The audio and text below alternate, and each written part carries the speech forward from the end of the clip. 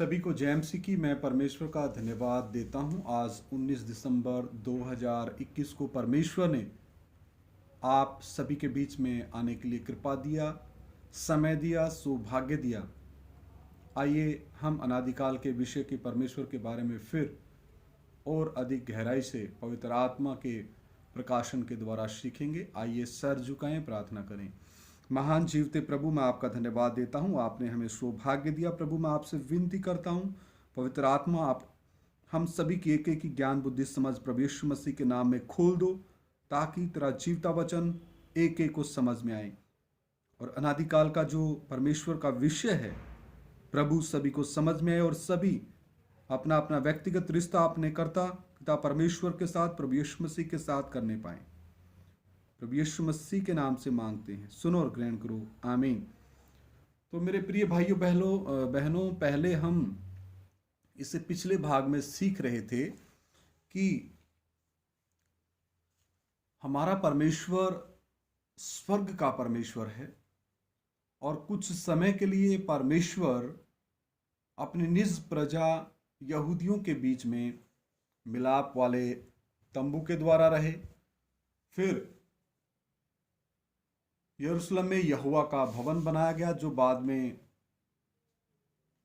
आक्रमणकारी शासकों के द्वारा AD 70 में तोड़ा गया। पत्थर से पत्थर भी गिरा दिया गया। तो मैं उस इतिहास में आपको नहीं ले जाना चाहता, लेकिन मैं उस स्वर्ग के परमेश्वर का वास किस रीति से मिलाप वाले तंबू के द्वारा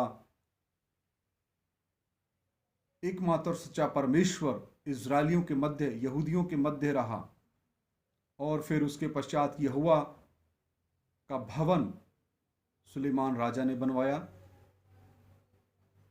वाचा का संदूक परम पवित्र स्थान में रखा गया और परमेश्वर की उपस्थिति कुछ समय के लिए उनके मध्य में रही। आज वर्तमान में स्वर्गीय परमेश्वर का मंदिर या भवन असल में कौन है? आइए हम परमेश्वर के वचन से पहला कुरिन्थिया 6 का 19-20 पढ़ते हैं।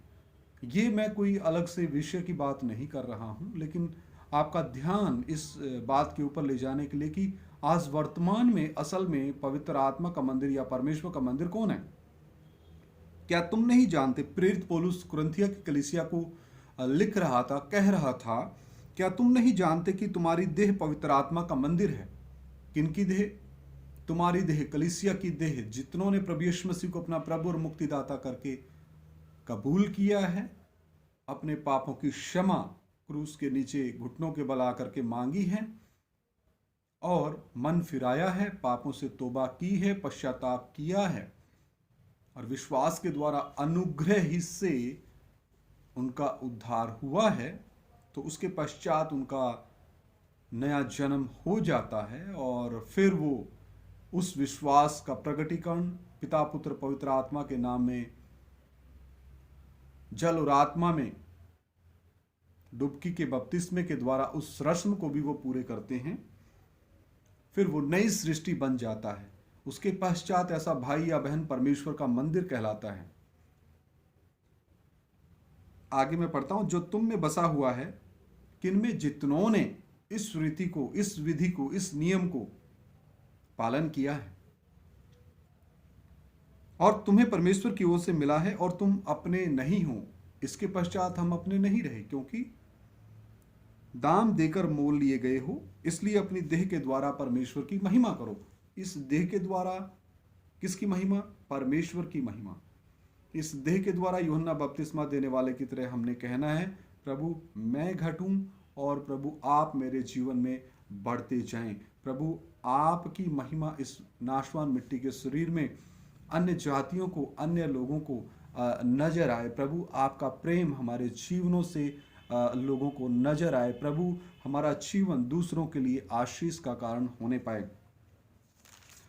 इसका मैं एक बार फिर पहला कुरिन्थिया 3 अध्याय 16 वचन भी मैं पढ़ता हूँ। 16 और 17। पहला कुरिन्थिया 3 अध्याय 16-17। क्या तुम नहीं जानते कि तुम परमेश्वर का मंदिर हो? हालेलुया। और परमेश्वर का आत्मा तुम में वास करता है। किसका आत्मा? परमेश्वर का आत्मा। हम पहले सीख चुके हैं कि पिता परमेश्वर ने, एकमात्र सच्चे परमेश्वर ने, जो असल में जिसका नाम है मैं जो हूँ सो हूँ, मैं हूँ, जो निर्गमन 3 अध्याय में हमने सीखा है, उसने अपने आप को पिता, पुत्र, पवित्र आत्मा, त्रिएक परमेश्वर के तौर पर प्रकट करके दिया है। तो यहाँ पर हम बात करते हैं परमेश्वर के तीसरे व्यक्तित्व पवित्र आत्मा के बारे में। क्या तुम नहीं जानते कि तुम परमेश्वर का मंदिर हो और परमेश्वर का आत्मा यानी पवित्र आत्मा तुम में वास करता, यानी परमेश्वर का तीसरा व्यक्तित्व मेरे अंदर और तमाम उन लोगों के अंदर वास करता, जिस दिन से मैंने प्रभु यीशु मसीह को अपना प्रभु और मुक्तिदाता करके ग्रहण किया है, अपने इस जुबान से ग्रहण किया है, हृदय से अंगीकार किया है कि सचमुच परमेश्वर के पहले व्यक्तित्व यानी प्रभु यीशु मसीह के परमेश्वरत्व ने अपने दूसरे व्यक्तित्व यानी प्रभु यीशु मसीह को मुर्दों में से जिलाया। पिता अनंतकालीन है, पुत्र अनंतकालीन है और पवित्र आत्मा अनंतकालीन है, और तीनों मिलकर के एक परमेश्वर है, मैं जो हूं सो हूं। इसलिए उत्पत्ति 1:26 में कहता है, आओ हम मनुष्य को अपने स्वरूप और अपने समानता में बनाएं। हालेलुया। वहां पर शुरुआत में ही परमेश्वर ने अपने त्रिएकत्व को प्रकट करके दिया है। 17 वचन, यदि कोई परमेश्वर के मंदिर को नष्ट करेगा तो परमेश्वर उसे नष्ट करेगा, क्योंकि परमेश्वर का मंदिर पवित्र है और वह तुम हो, तमाम वो भाई और बहन जिन्होंने इस रीति को पूरा किया है।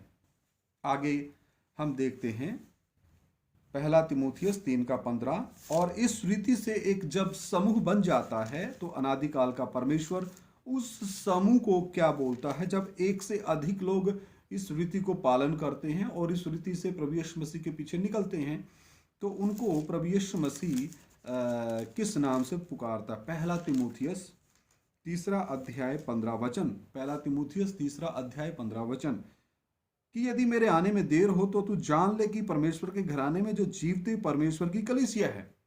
एक से अधिक लोग फिर परमेश्वर के घराने के तौर पे जाने जाते हैं, और फिर जो जीवते परमेश्वर की कलीसिया है, फिर वो एक से अधिक लोग जीवित परमेश्वर की कलीसिया बन जाते हैं और प्रभु की देह बन जाते हैं। हालेलुया। और जो सत्य का खंभा और नींव है, कैसा बर्ताव करना चाहिए। यहाँ पर मैंने 2 बातों के ऊपर आपको प्रकाशन डालने की कोशिश की है पवित्र आत्मा के द्वारा, कि परमेश्वर का घराना और जीवते परमेश्वर की कलीसिया। तो जब एक से अधिक भाई या बहन, प्रभु यीशु मसीह ने भी कहा पृथ्वी पर जब 2 या 2 से अधिक लोग मेरे नाम में हाजिर हैं तो मैं उनके बीच में हूँ। हालेलुया। तो फिर वो कलीसिया की शुरुआत कहाँ से होती है? कितने लोगों से होती है? 2 या 2 से अधिक, 3 भी हो सकते हैं, 4 भी हो सकते हैं और 5 भी हो सकते हैं। 2 या 2 से अधिक लोग भी अगर एक मन होकर के, एक आत्मा होकर के प्रभु यीशु मसीह के नाम में इस पृथ्वी पर उपस्थित हैं, तो वहां पर प्रभु यीशु मसीह हाजिर है। हालेलुया। खुशी की बात है। Praise the Lord. तो आगे हम देखते हैं एजरा शास्त्री, एजरा की पुस्तक 10 अध्याय का 11। एजरा 10 अध्याय उसका 11 वचन। एजरा 10 अध्याय और उसका 11 वचन। एजरा 10 अध्याय 11 वचन। इसलिए अब अपने पितरों के परमेश्वर यहोवा के सामने अपना पाप मान लो और उसकी इच्छा पूरी करो, और इस देश के लोगों से और अन्य जाति स्त्रियों से अलग हो जाओ। यहां पर हम देखते हैं कि इसलिए अब अपने पितरों के परमेश्वर यहोवा के सामने क्या करना है? क्या करना है इस आधुनिक मनुष्य जाति ने, जो आदम के पाप के कारण पाप से ग्रस्त है, त्रस्त है, और श्राप से ग्रस्त है और त्रस्त है। यहां पर सिंपल लिखा है कि अपना पाप मान लो। प्रेरित पौलुस भी यहूदियों के सामने कहता है, पाप से तौबा करो, मन फिराओ और अपने अपने पापों की क्षमा के लिए प्रभु यीशु मसीह को अपना प्रभु और मुक्तिदाता करके कबूल करो। और प्रभु यीशु मसीह के नाम में, जिस प्रभु यीशु मसीह को तुमने क्रूस पे चढ़ाया, तुम लोगों ने, यहूदियों ने, उसी के नाम से तुम अपने पापों की क्षमा के लिए बपतिस्मा लो, तो तुम पवित्र आत्मा का दान पाओगे। यहां पर ओनली जीसस के उपदेश की शुरुआत इसी वचन से होती है। ओनली जीसस वाले भाई बहनों ने इस वचन का गलत रीति से इस्तेमाल किया है, जबकि प्रभु यीशु मसीह जब मुर्दों में से जी उठे तो मत्ती 28 अध्याय में स्पष्ट तौर पे 18 से 20 में लिखा है, मत्ती 28 का 19 में, कि पिता पुत्र और पवित्र आत्मा के नाम में बपतिस्मा दो। तो बपतिस्मा मेरे प्रिय भाइयों बहनों, मेरा ये मुख्य विषय नहीं है। मेरा मुख्य विषय अनादिकाल का परमेश्वर है। लेकिन जब वचन आ ही गया तो बपतिस्मा सिर्फ और सिर्फ पिता पुत्र और पवित्र आत्मा के नाम में है। बाकी और कोई बपतिस्मा स्वर्ग में कबूल नहीं किया जाएगा। हालेलुया। तो यहां पर लिखा है कि इसलिए अब अपने पितरों के परमेश्वर यहोवा के सामने अपना पाप मान लो और उसकी इच्छा पूरी करो। तो वर्तमान मनुष्य जाति ने अपने पापों को मानना है और विश्वास के द्वारा अनुग्रह ही से उद्धार प्राप्त करना है। और फिर अगला जो कदम है, अपने परमेश्वर की इच्छा को अपने जीवन में पूरा करना है। Hallelujah, hallelujah. तो प्रभु का धन्यवाद हो, हमने इन वचनों के ऊपर मनन किया, पवित्र आत्मा ने प्रकाशन दिया और प्रभु का धन्यवाद हो। तो वर्तमान में कितने पंथ हैं, कितने धर्म संप्रदाय और कितने विश्वास आप देख सकते हैं, लेकिन जो अनादिकाल का परमेश्वर का जो वचन है वो आदि से लेके आज तक कभी बदला नहीं है। और इब्रानियों की पत्री 13 अध्याय 8 वचन में लिखा है, और इस वचन को देने वाला भी नहीं बदला। इब्रानियों की पत्री 13 का 8 कहता है, प्रभु यीशु मसीह कल आज और युगानुयुग एक सा है। हालेलुया, वो भी नहीं कभी बदलता। और परमेश्वर के 5 गुणों में जो एक गुण है, पहला गुण क्या है? प्रभु यीशु मसीह यानी कि परमेश्वर अल्फा और ओमेगा है। दूसरा गुण, परमेश्वर कभी बदलता नहीं। तीसरा गुण, वो सर्वशक्तिमान है। चौथा गुण, वो सर्वज्ञानी है। और 5वां गुण, वो सर्वव्यापी है। तो मेरे प्रियो, परमेश्वर कभी बदलता नहीं है और ना ही उसकी आवाज़ जो उसने लिख के दिया है, परमेश्वर का वचन, वो कभी बदलेगा। तो अपने आत्मिक रिश्ते के बारे में आप जरा ध्यान दें। और आज इस वर्तमान आधुनिक युग में जो विज्ञान की तरफ आगे बढ़ता जा रहा है और पाप दिन प्रतिदिन अपनी चरम सीमा पर आगे बढ़ रहा है, तो क्या आपने उद्धार प्राप्त किया है? इस बात के ऊपर आप अपने ध्यान को लगाएं। आइए सर झुकाएं, आंखें बंद करें, प्रार्थना करें। महान जीवते प्रभु अनुग्रहकारी पिता, मैं आपका धन्यवाद करता हूं थोड़ी देर तेरा जीवता वचन सीखने के लिए आपने कृपा दिया प्रभु। और अधिक गहराई से आप हमें सिखाएं। पवित्र आत्मा, आप हमारे अध्यापक हैं। जो भाई बहन, बच्चे, बुजुर्ग, नौजवान, बुजुर्ग माता, बुजुर्ग पिता, किसी भी धर्म संप्रदाय से संबंध रखने वाले हों, जो भी ये भाषा समझता है, पवित्र आत्मा आपसे विनती करता हूं, एक एक की बुद्धि, ज्ञान, बुद्धि, समझ प्रभु यीशु मसीह के नाम में खुल जाए। और अंधकार की शक्तियां प्रभु यीशु मसीह के नाम में उनके दिलो, दिमाग, आत्मा, प्राण, शरीर को छोड़े प्रभु यीशु मसीह के नाम में।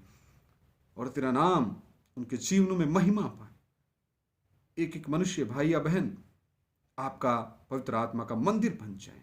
ऐसा ही होने दो प्रभु। प्रभु यीशु मसीह के सामर्थ्य और पवित्र नाम से मांगते, सुनो और ग्रहण करो। आमीन। सभी को जय मसीह की। मारानाथा।